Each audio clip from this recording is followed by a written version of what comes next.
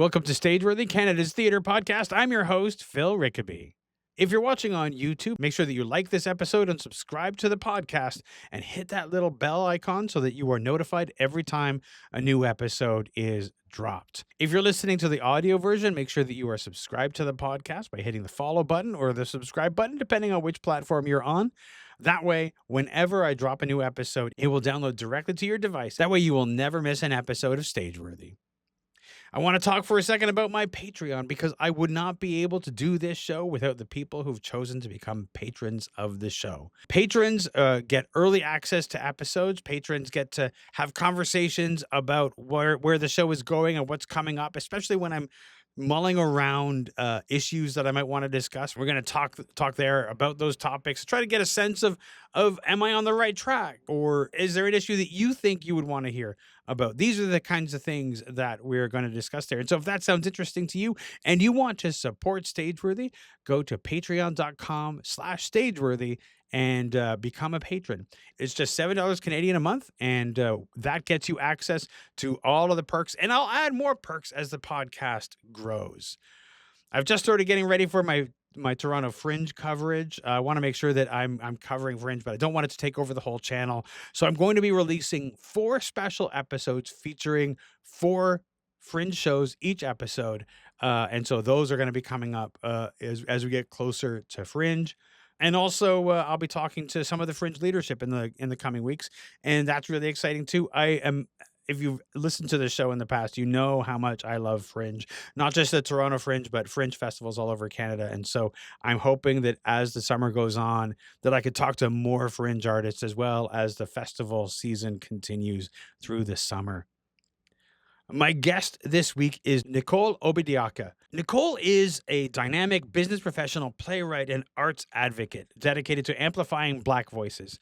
Nicole is based in St. John's, Newfoundland, and has become a real mover and shaker in St. John's. Nicole has written some beautiful works and is really making things happen. I really enjoyed getting to know Nicole, and if you don't know Nicole, I think that you'll enjoy getting to know Nicole too. So here is my interview with Nicole Obidiaka.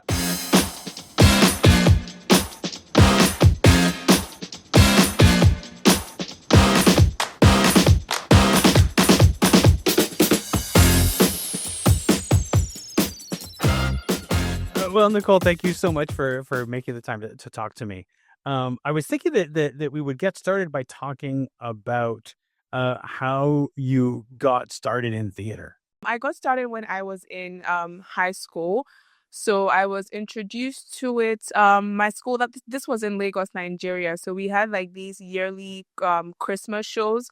So we did a play. At the time, most of them were like a theater version of like a very popular Disney movie. So like there was Pocahontas. Excuse me now. We've also done like what's it called? Sounds by the Sea. I don't remember what the name of the movie is. It's very popular, but I forgot it now. But anyways, that's how I got introduced into it. It was through those theater plays that we did yearly. And then as you move up in grades, so when I was in about grade 11, I actually had the opportunity to I was in drama school. There was like a drama course that we could take. So through that, being like the most senior grade, they give you the chance to work on different aspects of the production, not only acting. So I got a chance to be exposed to acting, as well as writing, as well as actually doing like the sound and the mixes for theater. So that was like my first time being, I guess, exposed to all side of it. And then we did tours all around Lagos for the plays as well. So that was like my first time, and I fell in love with it from there. Did you end up going to theater school, or how did you go from plays in high school to what you're doing now? So no, I never went to theater school. I guess the most advanced training that I've gotten in high school, we had 2 courses. It was led by like the British curriculum, so like IGCSEs. So essentially like they were focused on drama for 2 years intensity, so like all aspects when it came to theater.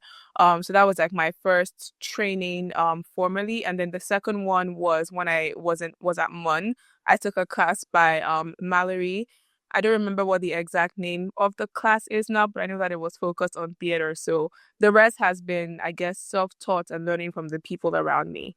I mean, it's always a great way to learn. Yes.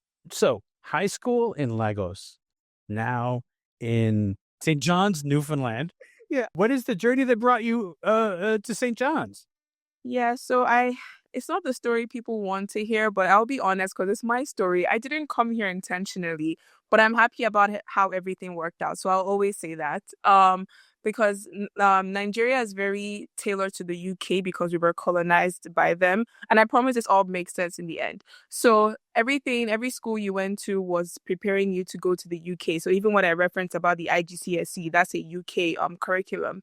So in Nigeria, when you finish secondary school under the UK curriculum, you're meant to go somewhere to like bridge the gap between secondary school and university. Um, so in that school, I told them, hey guys, like I'm going to Canada, I'm not going to the UK. Long story short, they didn't, I guess they didn't know, or maybe they didn't hear what I was telling them initially. So they gave me like the wrong number of courses that I needed to take. And then even though I had all A's, I was getting rejected from Canadian universities and I was very confused as to why. And then they all got back to me saying that it's because I don't meet the minimum course requirements. So I was panicking like, oh my gosh, I can't exactly go back and like start retaking a whole other course. That would set me back by a year. And I Googled for schools that would accept me with the courses that I had. And in the top 20, there was MUN, which I was very grateful about. And then there was some other random school that like wasn't even like in the top 200 or 250. So I was like, no, I'm not going there. And that's how I found myself here. And when I initially came, I was very scared because I moved by myself all the way from Nigeria. I had no family, no friends, no acquaintance. Like I knew absolutely nobody in the province. So it was a very, very scary move. And I had just turned 18 at the time. So it was a lot. But then when I came here, I fell in love with the province more so because of the people and also because of the art scene. And also some of the things that I do to help Black businesses as well. So anyways, I fell in love with it and theater is like a huge part of why I'm even still here. So yeah, that's the story. Accident, but it worked out. I mean, in that story, you mentioned that the school expects you to go to the UK, but you decided that you were going to Canada. Yes. Why did you decide that you were going to go to Canada? Oh, that's a good question. I was trying to think if I can remember. I think when it came to the UK, it was just like everybody was going there and like nothing about the UK just ever like screamed wow to me. Like, I don't know, it just seemed very controlled, very like government oriented. And I guess Canada is like any country is to like a capacity. But I guess between Canada and the US, those were like bigger cities. I could see like more options for like creativity and growth and all of that. And I had no I don't have any interest in the US right now. Anyways, so yeah, so that's how I landed on Canada. I was looking at Ontario. I didn't even know that Newfoundland existed. So yeah.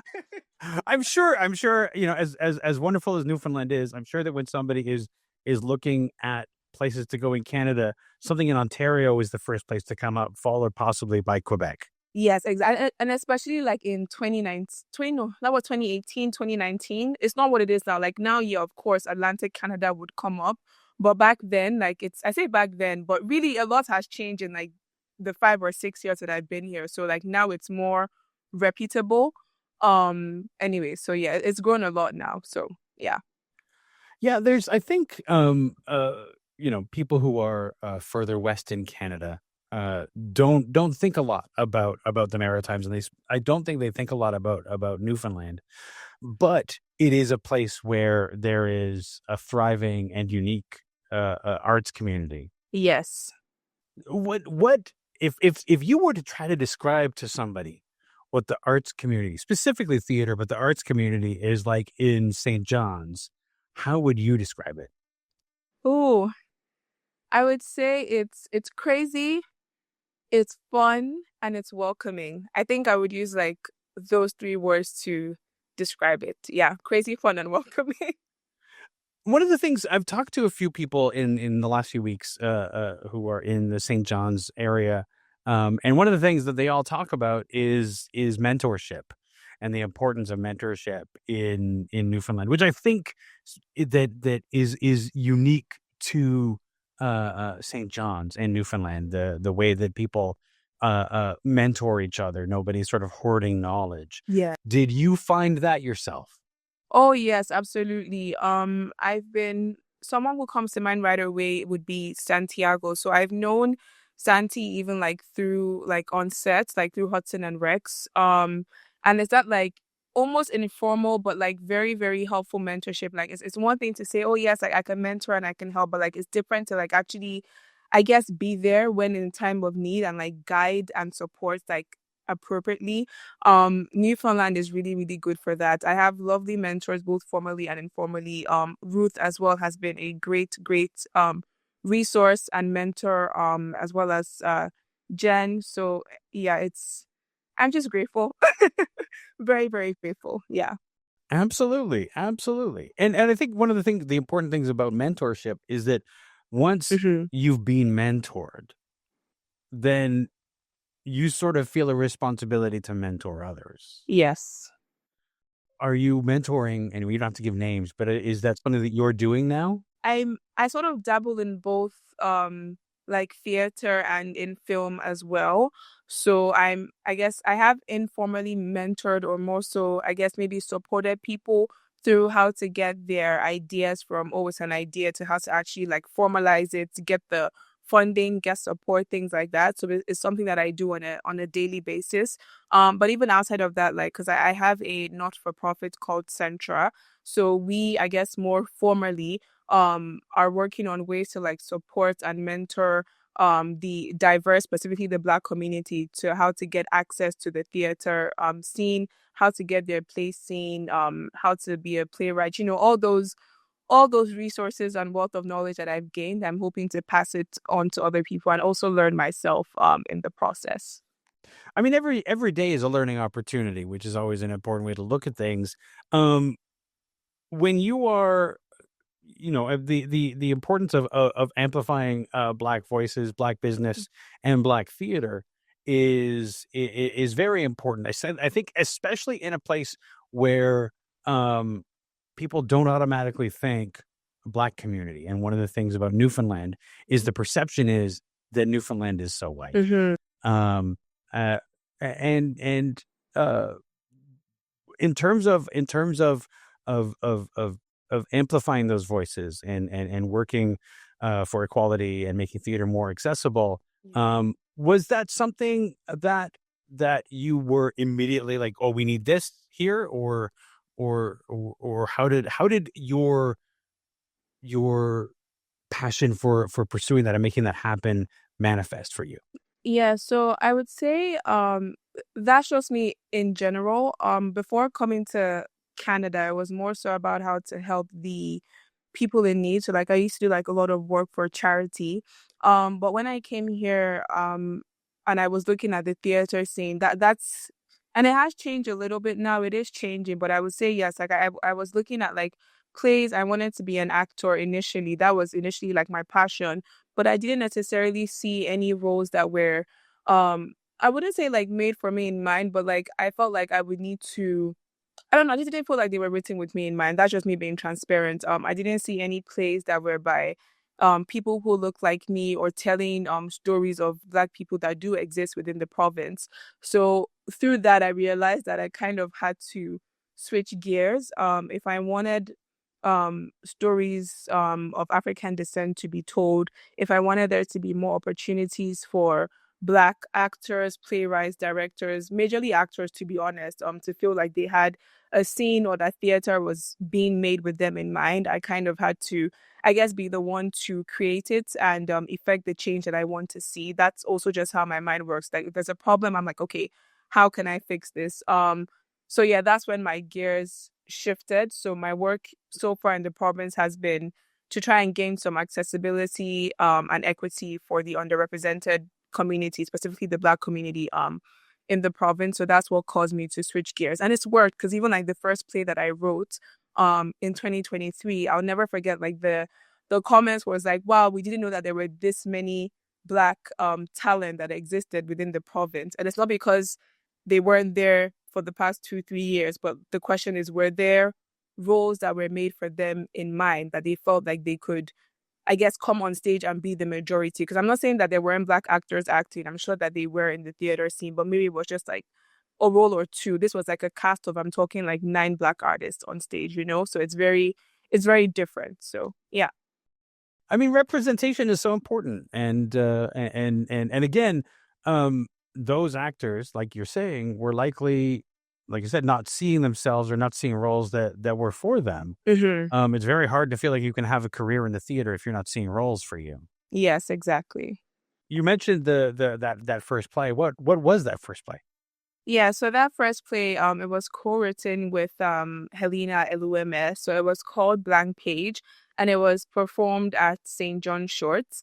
And it was really a full circle moment because my first time re-entering theater in the province was actually through the Shorts, through the Mon Drama Society. They had a play. So it was like, wow, like this is so full circle.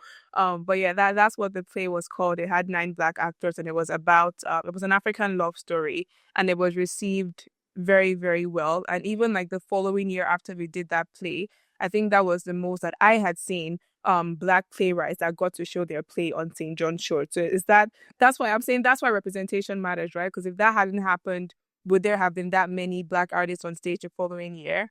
I don't think so, because I hadn't seen that since I've been here. So And how did that play? How did Blank Page come to you? yeah, so Blank Page, the idea from the play that came from, it was myself and Helena. I don't really, it's been so long ago. I don't really remember the backstory of it, but I know that we just wanted to have a play that told the story about Africans and our culture. So we're both from Nigeria, so we wanted a play that would be able to represent Nigeria's culture and in a different light. And I say that because now there's been a change in the narrative about how Africans are perceived. But before, it was perceived as very rural, not very modernized. The pictures in like the media were like of people that were poor and all of that. But the reality is, at least for both of us, what our reality was, we were from pretty well-to-do families. And there are pretty well-to-do families in Nigeria, nice houses, very modern. So we wanted to show the, I guess, luxury side of Nigeria as well, not just what's always being portrayed in the media as like huts and whatever the case might be. So that was like the inspiration and like the goal behind writing Blank Page, to make sure that our culture was portrayed for what it is and what it can be, not just whatever the media has chosen to show. That's such an important thing, I think. Just the fact that, as you mentioned, that not only do we have, when people are showing Nigeria in the media, it's a poor neighborhood or a poor looking neighborhood, also with that annoying yellow filter that they put Ah, over the yellow places. filter. Yeah, Yes, the hate it. just like, oh, it's like, I don't even know why, but it's like every time, it's like, if it's the Middle East, if it's Africa, if it's Mexico, Mm-hmm. if it's a place that is quote unquote poor, or perceived as poor, yellow filter. Yep. Very frustrating. In terms of writing that play, you were working with your partner in that play, and they, you sort of, as a writer, um, was that new for you, writing that play? Was, like, in terms of like a play of that scale, was that something new for you? Yeah, I wouldn't say the playwriting was new because I had done some of that in Nigeria before coming here. But I would say the tricky part was writing and trying to preserve the culture in the writing, but also making sure that the themes that we were trying to pass across were um could be understood by the audience, which was going to be like predominantly Canadians, right?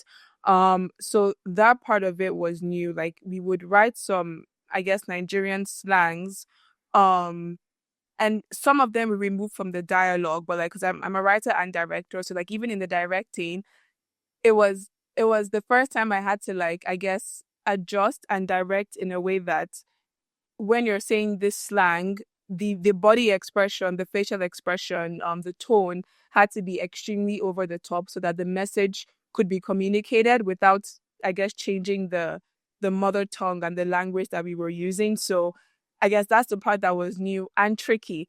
And yeah, it was it was received well, which I'm thankful for, but like I was like, I need to make sure that this is still digestible and also still enjoyable for people that are Nigerian as well. So it was like trying to find a fine balance between the two. Sounds like a difficult line to walk because It is. you don't want to pander Yeah. to the white audience that doesn't know Nigerian culture because then it's inauthentic. But Hmm. you don't want to go so far that that audience is not able to uh understand what's Yeah. being said. Yeah. Um did you have any kind of bellwether, any kind of marker for you that was like, oh, this is the point in the line where we have to make a change? Um, I would say it's when the language and the expressions were used. So for example, if there is if there's a problem or there's something that's bad in Nigeria, a typical saying is wahala o. So and what that means is like there's a problem, like something bad is happening here. And in the play, obviously dramatic as things would be in a play, there were a lot of problem points. So I realized that we were using that saying a lot, or we were like using other sayings that replaced that. And I was like, I'm not necessarily sure that the Canadian audience here would understand exactly what we mean when we're saying that. So it was instances like that where there was like intense emotions that we had to find a balance between using Nigerian sayings and also using Western sayings to make sure that it was difficult. Like it was towing the line, but where we couldn't change it, we made up with facial expressions and physical expressions as well, where we couldn't if we couldn't change the dialogue. Mhm. Yeah. Yeah, yeah. I mean, it's always hard to know what to do there in terms of because you don't want to go, uh you don't wanna go too far. Um, there's been a few incidents in the Toronto scene where some artists who are doing, work that is based in another culture that is not from a European background, Mm-hmm. have been taken to task by a couple of people reviewing shows, for essentially not writing for them. Oh. Um, and so it seems, and this is not a widespread thing, Mm-hmm. but it comes up now and then that the desire to have the play be for you seems to be a barrier for some people. Have you encountered anything like that in St. John? Um, not that I can recall, honestly speaking. And maybe that's because I can't really say that because nothing that I've done yet has been, I guess, produced as like a standalone play. They've been part of festivals. So maybe that might change, hopefully, when the process of producing a play, hopefully. So maybe that might change then. But as of now, no. But I feel like the reason why that's no is because it's been in festivals, not as a standalone just yet. I hope, I mean, it, again, it's not a widespread thing, but it is one of those things that I think is a remnant of and a part of Canada's colonial past, where the idea that if the play is not for the colonizer, then there are people who won't listen, and they're never going to listen. But it's important. We are a country of immigrants, and so immigrants should be able to speak to each other without having to pander to the colonizer. Yes, yes. And I mean, you mentioned that growing up in Nigeria, being it's a colonized nation, um, or was colonized by the British. In terms of moving from one colonized place to another, um, is there a difference that you see between the two in terms of the colonized attitude? Yeah, I think this is something that I guess was even striking to me because I think at the top of the interview I had mentioned that we had to go through, not we had to, I would say it depends, but like I guess most private schools in Nigeria had to adopt the British curriculum. And I didn't go to school here, but even from what I've seen or what I've heard, like, and correct me if I'm wrong, but I believe it's majorly, if not solely, the Canadian education system, right? Up through university.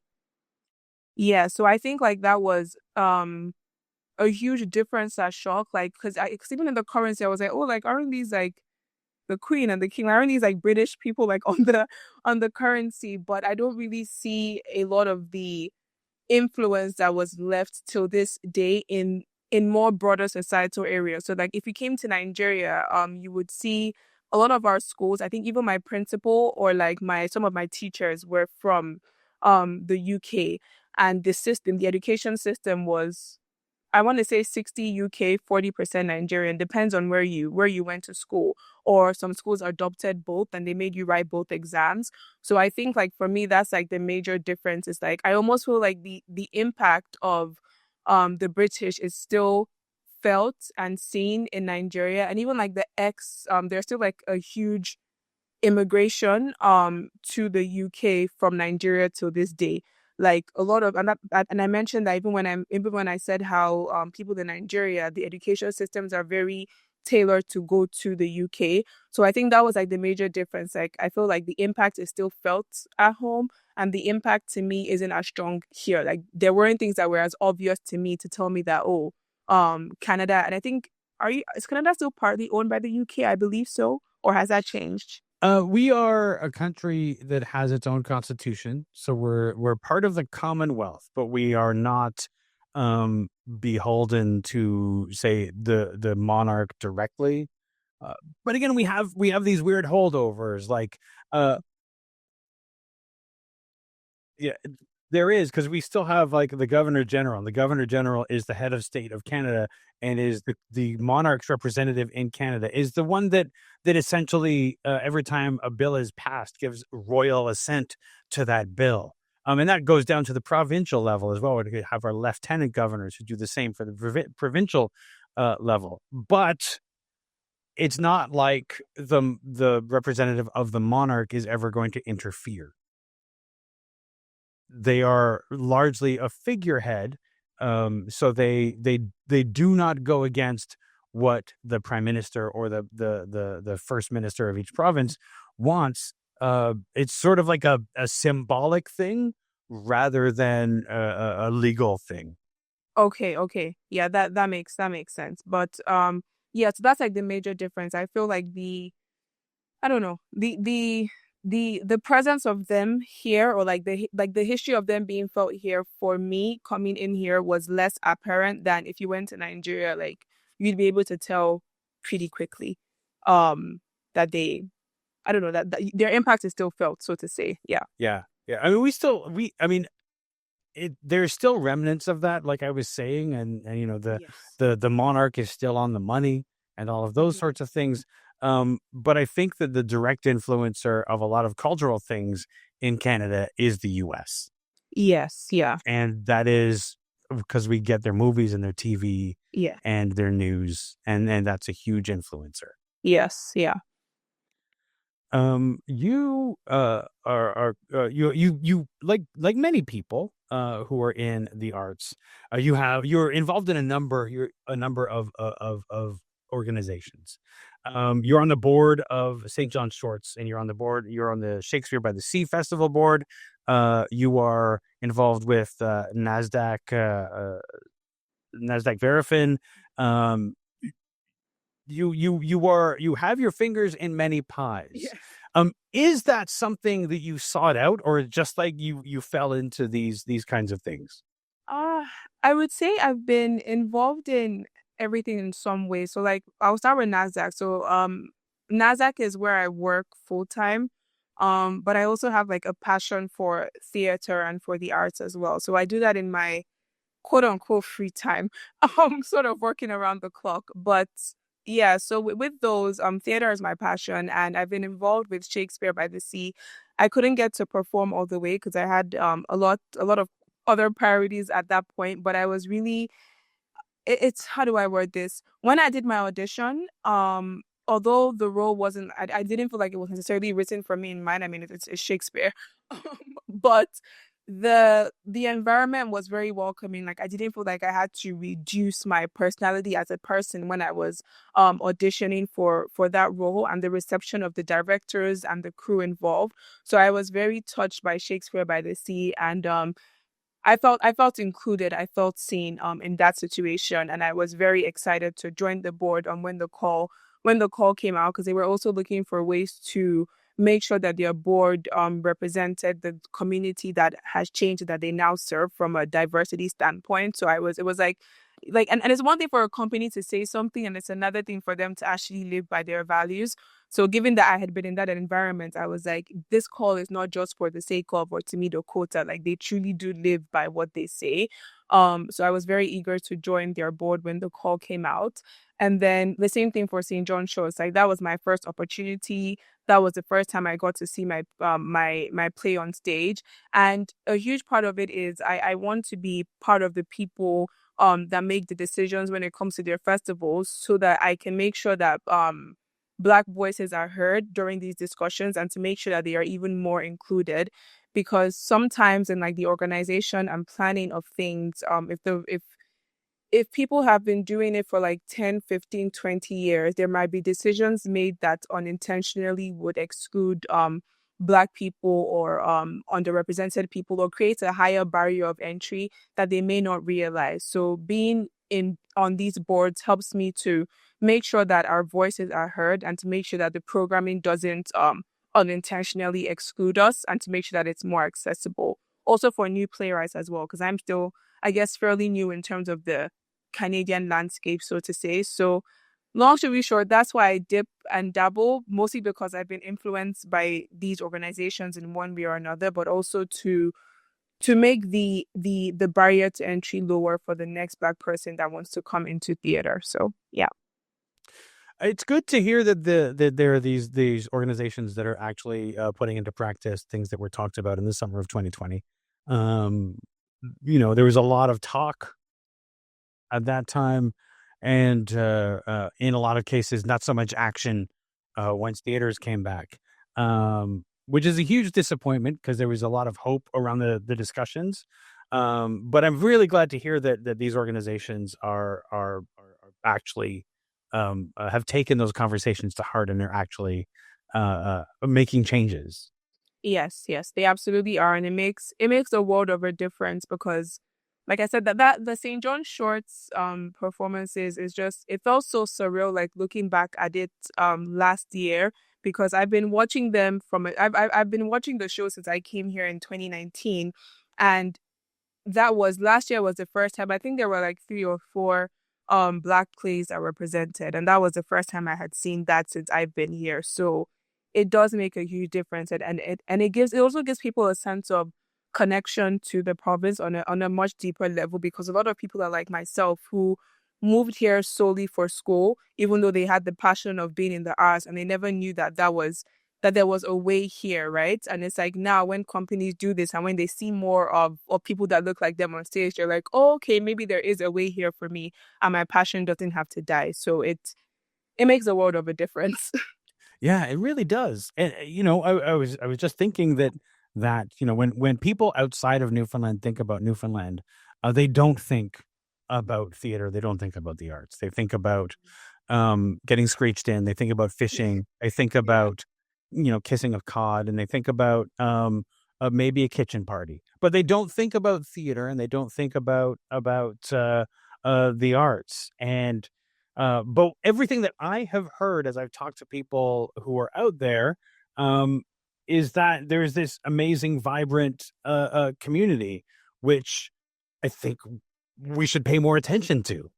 Yes. Yes, I really do agree. And even like the way that the stories are told, because I don't remember who I was speaking to, but I believe I asked them. I was like, is 3 weeks truly enough? I think the rehearsal times are like maybe 3 or 4 weeks. Like, is that truly enough? And they're like, not really, but like, we make it work. So I think, like, even in comparison, like in terms of like the resources and the things that we have to pull off plays are relatively smaller in comparison to like other places, but like the quality, to me, is better. Or yeah, like, I don't know. I just it's very, very impressive when you consider the limited amount of resources that the art scene here has to pull off the incredible quality of work that it does. Like, it should be celebrated even more, in my opinion. Yeah, absolutely. I really think though sometimes that like limitations are a great gift to art. Mm-hmm. That when you have to make do, you end up being more creative than you would have been if you had all the money in the world. Yes. And I think that is such a great, um, it's a great opportunity. It's an opportunity. Sometimes we would all wish that there was more money, but like the opportunity to be more creative when the money is tight and when the resources are slim, there's a lot more possibility there. Exactly. And even for me with like my plays that are my plays right now, I've because I have one right now that's called Beauty Behind the Norms, and it's based in rural Nigeria.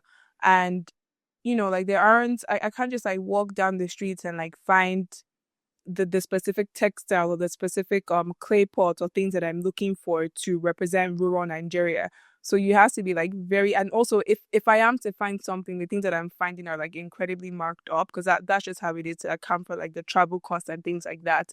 So I've had to be extremely extremely creative to like create like the throne for like a king using like different fabrics, but I feel like the quality has been better because if I didn't have these limited resources, would I have thought so far outside of the box? I don't think so.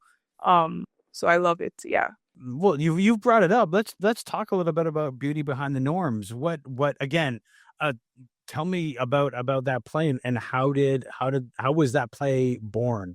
Yes, so this play was actually born. I wrote a short story when I was in Nigeria, and it was about a woman who had escaped a an abusive polygamous marriage, and she was, I guess, telling her story and saying how she escaped from. There was a specific situation where she was almost going to be assaulted, and it was about how she found the courage to escape from that. And there were no cars. It was very rural. So I mean like walking through different cities through the day, through the night, trying to not be caught, trying to not be seen, all of that. So I took the idea from, or rather I expanded from the short story that I wrote into like a play. So part of the play is actually based off my personal I wouldn't, is it mine in a way? Maybe. It's like my granddad. He had six wives. Oh, sorry, yeah, he had six wives, a lot of children.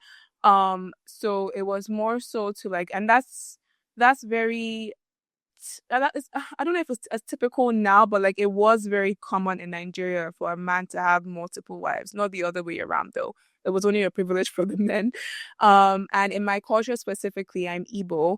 It's your family is not complete without a male child. So even in my family, as well, there are two girls. I'm 24 now. My baby brother is like 7. So that's an insane age gap.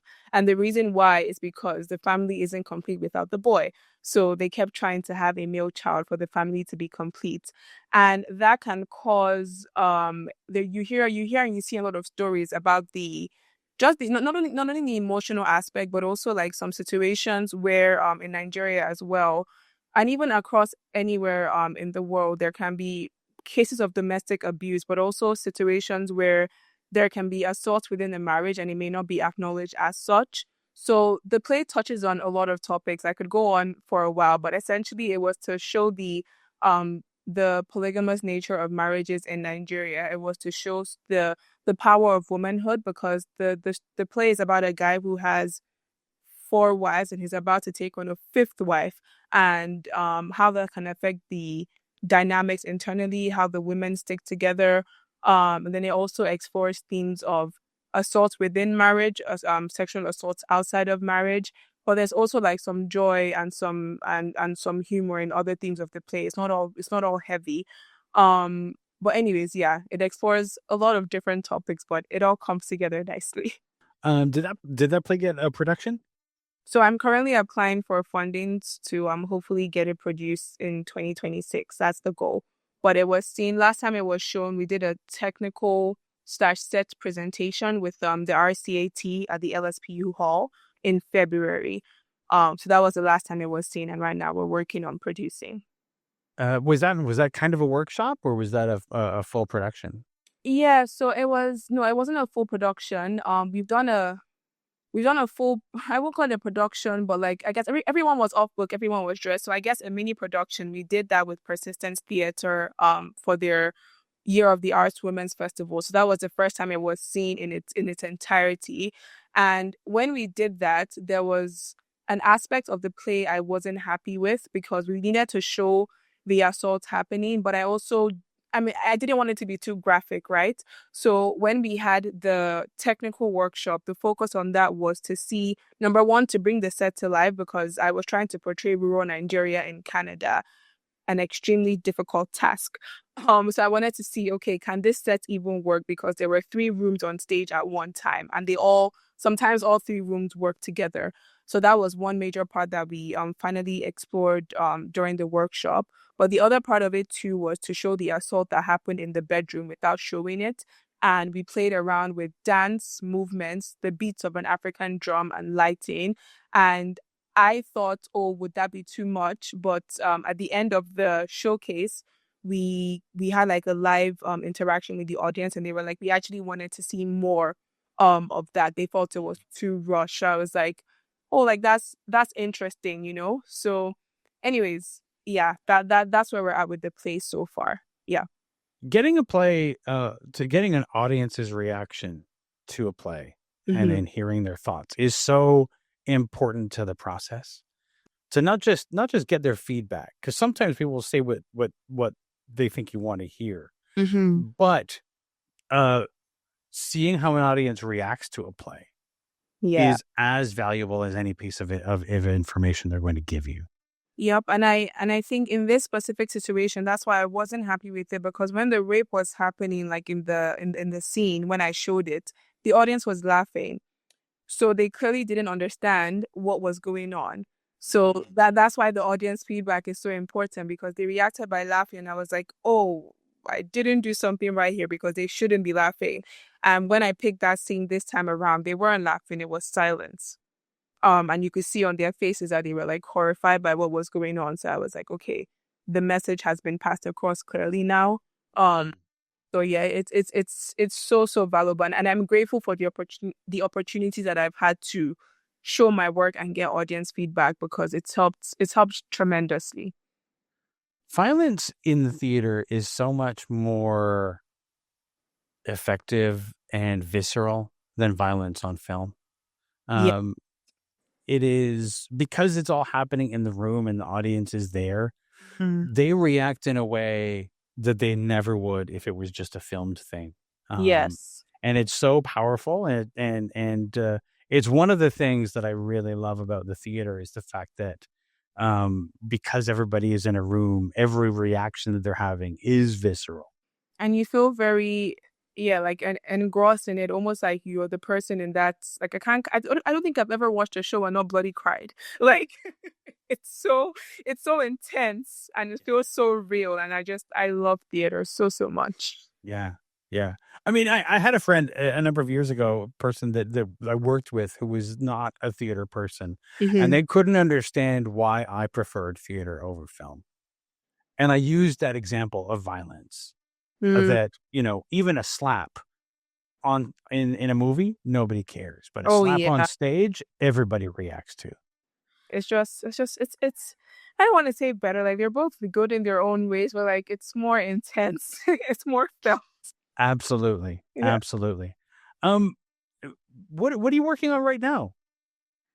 Yeah, so right now, I'm working on two major things. So the first one obviously is the production of the play, but the second one is I'm actually working on doing a black theater festival in February of next year because the one that we did in February was like a teaser and I've already shown on this podcast how much that helped me as a playwright and as a director, and two other black playwrights were given the opportunity to read their plays, and they didn't have enough time for them to interact with the audience, but they got to interact with them after. And I want to we're work that's central, so we're working on a theater festival where black playwrights are going to get to have a stage presentation of their play. If they want to be off book, that's fine. If not, that's also fine as well, so that they can also gain access to resources to play around with their sets, play around with the sound, because those are two very key things when you're trying to translate I guess, African culture or Caribbean culture, and that's if they're showing those cultures in their plays. But if they are, it's very important to have access to resources to experiment with that, see if it's even translatable to the audience. Because these are very, very new ideas that we're trying to play around with here. Anyway, so that's what I'm working on. It's going to be the first of its kind. I'm very, very, very excited. And I think it's going to help the Black playwrights a lot. And Yeah. actors too. It's for everybody. Yeah, it sounds like it. And that's February 2026?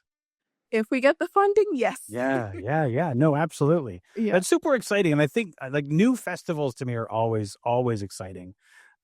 Just to see what comes to them. And I think a festival focusing on Black playwrights, Black actors is needed, and we need to see more of those across the country. Yes, especially on the production side as well, because that's Mm. the challenging part I'm facing right now, in terms of producing. And I don't think there's a lot of, because even on like some of the boards I'm on, it's being discussed like there's limited amount of production companies, and there's also limited amount of people who actually, I guess, know I guess more so like the admin side, like when it comes to production. So I'm hosting within the festival, like there's a specific one that's there like solely on production, and I might honestly open that to the public in general. I'm Depends on how much funding that we get. But for me, it was like there were so many resources available when it came to the development of my play, which I'm very, very grateful for. But when I'm like, okay, you know what, I feel happy with this play I want to produce, there weren't as many. So I was like, we need to change that, so that, because what's the point in developing your work for it to just sit down with you at the end of the day? So Yeah, absolutely. And resources are always important. Also, just like theater admin and production administration, and it's all something that needs nurturing, right? yeah, Because there's always the danger, because of the way that we treat and pay our arts administrators and our people in the production offices and that sort of thing, the way that we pay them, that they will just leave for the private sector and give up the theater entirely because there's more money there than there is here. mm, Um, and also, we need to find ways to train the next generation of producers and that sort of thing. So it's yes. all it's all important. That's one of the other things that festivals do. Yes, exactly. And it gives them the chance to explore, get their feet wet, and also work with the mentor-mentee approach, because that's something that we did for my play in February. I got to work with Allison, who is an experienced director. So yeah, like it's very important, because a lot of the new artists, they need someone else to learn from. And I find it's easier to like have those mentorship sessions informally, but I felt for me it was more impactful when I had those sessions based off something that I was working on in real time. So we plan to use that mentor-mentee approach in all sectors, but also on the production side of things, so that people can learn more hands-on. I mean, hands-on is really the best way to learn. It's all well and good to talk about things theoretically, but until Yeah. you actually get your hands into it, you don't retain it. Nope, you don't. So I'm hoping this helps. A lot of things that I do are just based off this is my experience. This was great, this wasn't great. How can I change, and how can I help the next person? So I'm hoping that this would create more interest in production as well, and help to build a skill set for people to get into production, so that their work can be seen, because that's what's important, at least to me. So Yeah, absolutely. I think you listen, people who do what you are doing, who have an experience and say, I want to change this or I want to make this better. true. Um, that's the entire bread and butter of our industry, right? People who see something and make stuff happen. You are obviously somebody who does that. Yes, hopefully the funding bodies agree and allow me to. Yeah. I mean, has that always been you, always from the beginning? Like you just like, you've been a person who makes things happen? Yes. And I'm a huge empath. So I think that's also been a part of why, like, my boyfriend makes fun of me, because I say if I could, like, on the way to work, I'd give everybody a ride, but like you never know, someone might kill me in the process. So I try not to, but like that's just who I am. I don't like seeing, like, I feel people's pain when like they're suffering. And I'm not saying that anybody in theater is suffering per se, but it's just if there's something that isn't going right, it hurts me too, and I'm like, okay, like, is there anything that I can do to help or to make your day a bit better? So yeah, I feel like that's why I was put on this earth at this point, because that's all I care about. Yeah, absolutely. I mean, that's huge. That's huge. Well, Nicole, thank you so much for taking the time to talk to me. I really appreciate you making the time, and it was great getting to talk to you today. Thank you. It was lovely getting to talk to you and meet you.